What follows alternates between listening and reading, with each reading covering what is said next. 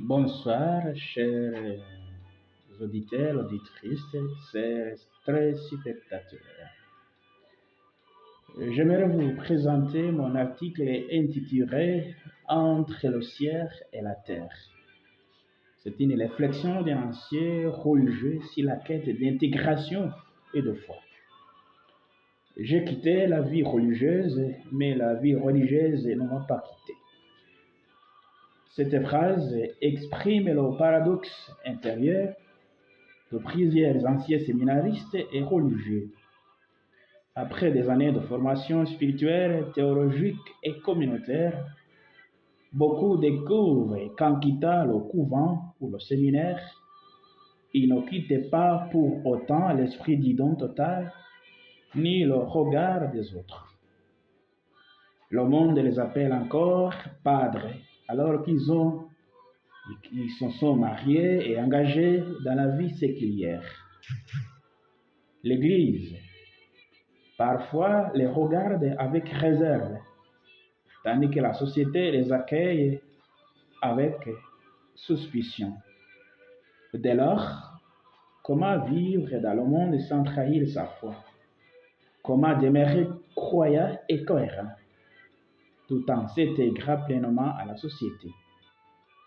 La crise de l'identité. La philosophie de l'existence, notamment chez Søren Kierkegaard et Jean-Paul Sartre, aide à comprendre cette tension. Kierkegaard affirme que l'existence précède l'essence. Chaque être humain doit trouver sa propre vérité devant Dieu dans la liberté et la responsabilité personnelle. Quitter la vie religieuse, c'est parfois répondre à un appel intérieur vers une existence plus authentique. Ce choix n'est pas une trahison, mais un acte de fidélité à la conscience. Ce que Kant appelait le tribunal intérieur de la raison morale. Pour Sartre, l'homme est condamné à être libre. Il doit choisir et assumer ses choix. L'ancien religieux, dans ce sens, doit accepter que son identité n'est plus celle de la communauté, mais celle d'un être libre, responsable, croyant dans le monde. Le défi n'est donc pas de renier son passé, mais d'unifier son histoire spirituelle et son présent humain. La fidélité à Dieu au-delà des mille.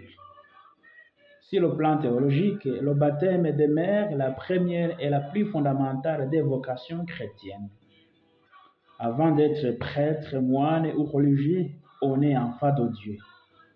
Quitter la vie religieuse ne retire pas cette grâce. Comme le disait saint Paul, rien ne pourra nous séparer de l'amour de Dieu manifesté dans le Christ Jésus. Romains chapitre 8, verset 39. Les ex-religieux doivent redécouvrir cette vérité. La vocation baptismale reste entière. La mission ne se limite pas aux sacristies.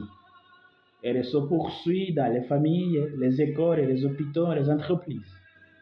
La vie séculière peut devenir un autre monastère, celui du devoir quotidien, de la fidélité conjugale et du service social. Saint François de Sales disait, la dévotion ne détruit rien, elle perfectionne tout. Autrement dit, l'ancien religieux n'a pas perdu la vie spirituelle, il doit simplement l'incarner autrement. L'incompréhension du monde et de l'Église. L'expérience de marginalisation est réelle. L'Église institutionnelle, souvent prudente face à ceux qui ont quitté, peut donner l'impression de rejet. Quant au monde, il juge parfois avec ironie ou méfiance.